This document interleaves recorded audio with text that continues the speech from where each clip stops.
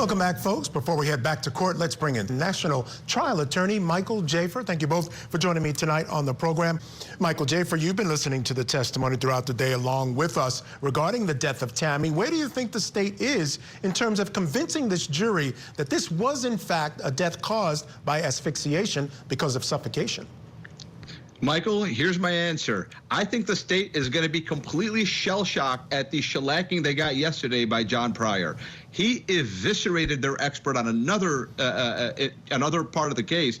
He eviscerated this person and completely destroyed his credibility. And so if I was a state right now, I'd be looking over my shoulder, shell-shocked, thinking to myself, we better have our ducks in a row on this one because he completely embarrassed them yesterday. It was a destruction, right? And so the state right now, I'm just ready for the cross-examination because I think John Pryor is going to come in and destroy their credibility in this witness as well. Because at the end of the day, they were revisiting, when you're revisiting a forensic analysis and you're feeding information to the person who's changing their report, it's never a good position for the state, ever. I've never seen a situation where a state has had to revisit a forensic conclusion and it worked out well for them. So that's my opinion. Yeah, I'd have to agree. I mean, one of the things that we heard from the Emmy earlier today was that one of the major factors in changing her mind, or the changing of the mind of the Emmys that did the autopsy, was all these other surrounding deaths.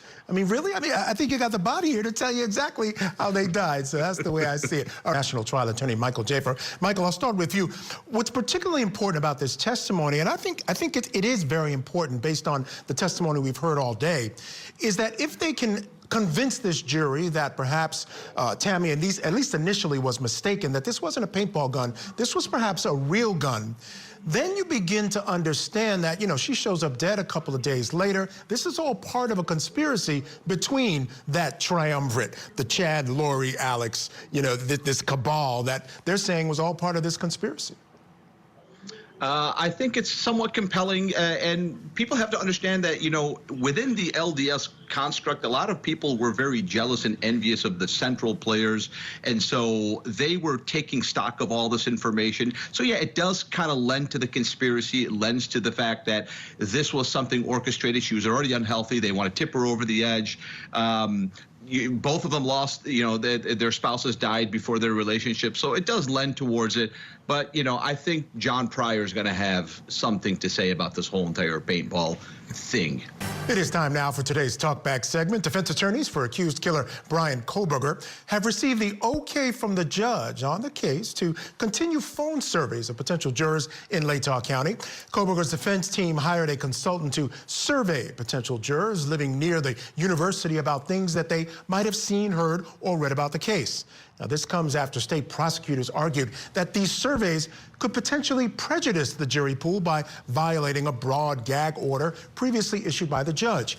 But the judge concluded that most of the questions being asked in these surveys were already publicly available, and so he allowed it.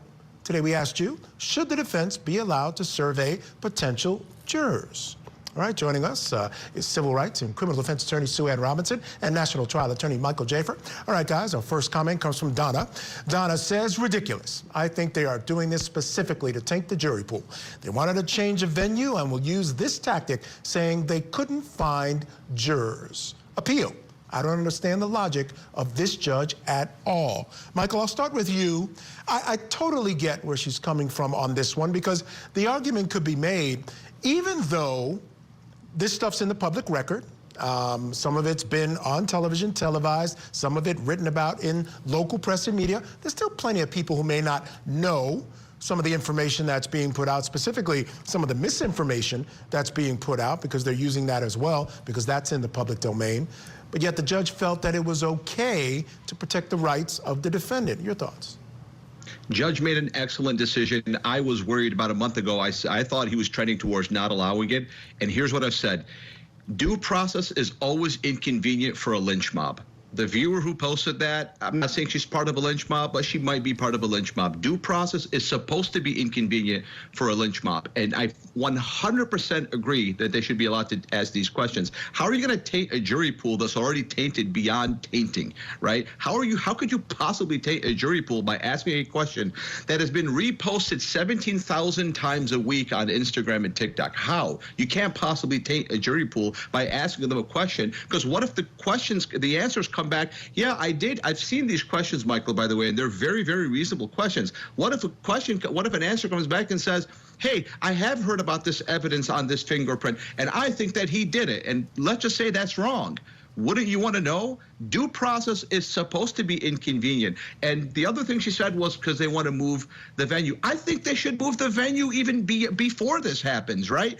200 years ago, if somebody murdered someone in Cleveland and you moved the trial to Detroit, no one in Detroit has read the Cleveland Herald, which is 180 miles away, right? So you could move a venue 200 years ago and nobody's heard of it. Yeah.